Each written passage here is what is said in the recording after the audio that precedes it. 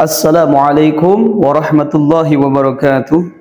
Alhamdulillahi rabbil alamin, wal aqibatu lil muttaqin, wala udwana illa 'alal zalimin.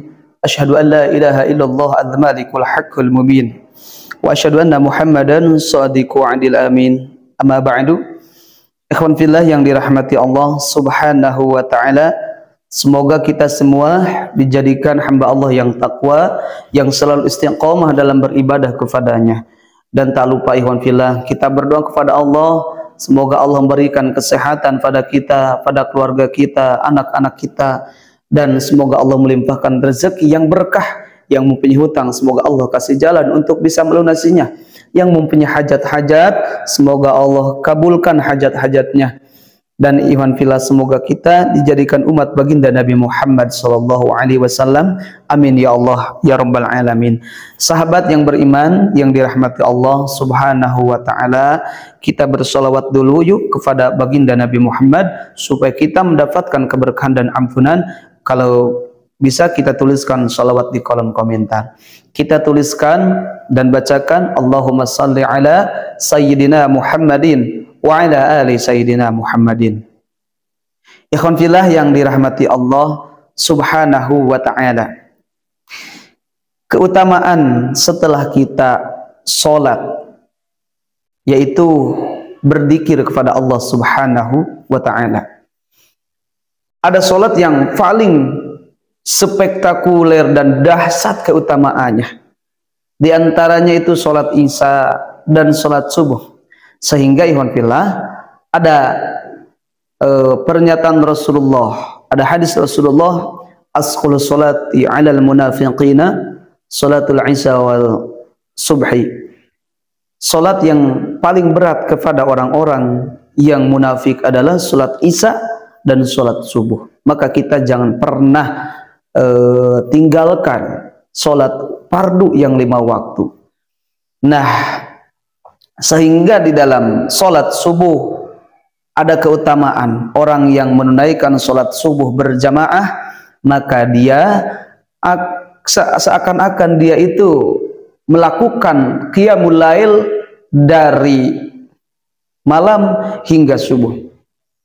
Nah, maka sangatlah dahsyat keutamaan sholat subuh. Sehingga sholat sunat subuh juga, sholat sunnah fajar, ya, sebelum melaksanakan sholat fardu subuh kita melakukan sholat sunnah 2 rakaat, sebut sholat fajar. Itu dijelaskan di dalam hadis dalam kitab Ihya Ulumuddin, dijelaskan rakaatal fajri khairun minad dunya wa ma fiha. 2 rakaat sholat fajar itu lebih baik daripada dunia dan seisinya. Sehingga keutamaan sholat subuh dan sholat sunnah subuh itu Allah berikan pahalanya nanti di akhirat.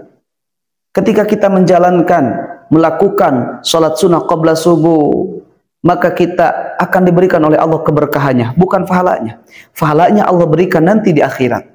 Dan di dunia Allah akan berikan keberkahannya. Karena ketika Allah berikan kepahala sholat sunnah sebelum subuh diberikan di dunia, maka dunia ini tidak bisa menampung begitu besar dan banyaknya pahala salat sunnah qabla subuh. Nah, setelah itu ikhwan fillah, setelah kita melakukan salat sunnah, kita melakukan salat fardu subuh. Nah, setelah itu kita amalkan zikir-zikir, yang mana zikir ini diajarkan oleh Rasulullah SAW, yang jumlahnya semuanya 100. Nah, ikhwan fillah, orang yang membaca zikir ini dijelaskan di dalam kitab Ta'limut Ta'alim, orang ini akan diberikan rezeki yang berkah. Orang ini akan diberikan rezeki yang melimpah. Orang ini akan diberikan hajat-hajatnya, akan ditunaikan hajat-hajatnya ketika kita mengistiqomahkan. Adapun zikirnya ikhwan fillah yang disebutkan oleh Rasulullah, zikir setelah sholat, jangan kita tinggalkan, karena itu adalah amalan Rasulullah, amalan para sahabat. Sehingga zikir ini, orang yang membaca zikir ini dosanya akan diampuni sama dengan melebihi pahala orang yang bunga haji, yang umroh, orang yang sedekah. Maka ketika kita meninggalkan itu sangatlah sangat disayangkan ketika kita meninggalkan zikir ini.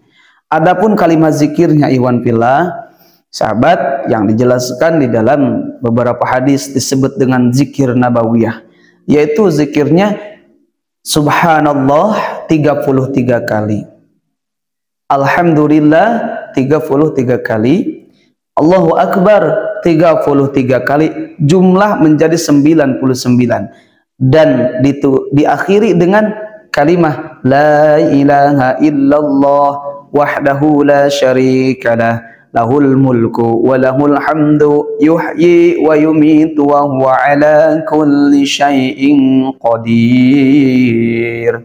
Itu lehon filah amalan zikir setelah sholat fardu, terutama kita bacakan di sholat sunnah, sholat fardu subuh, karena zikir itu menjadikan sebab orang itu akan diberikan keberkahan, akan diberikan rezeki yang melimpah, dosanya akan diampuni meskipun dosa itu sebanyak buih di lautan. Ikhwan fillah, sahabat channel ABM TV yang dirahmati Allah, mungkin itulah yang bisa saya berikan. Semoga kita bisa ikhlas, semoga kita mendapatkan ilmu yang bermanfaat.